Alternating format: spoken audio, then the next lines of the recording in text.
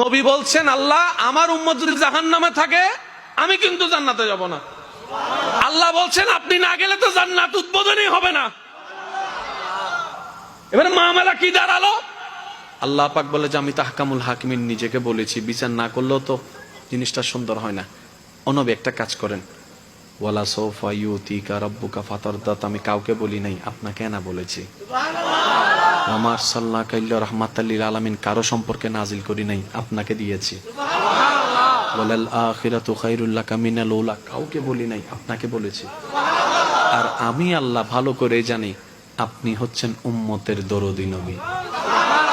আপনি নিজের জন্য কাঁদেন নাই, সন্তানের জন্য কাঁদেন নাই, পরিবারের জন্য কাঁদেন নাই, নাতির জন্য কাঁদেন নাই, যত কেঁদেছেন জীবনে সবকিছু উম্মতের জন্য।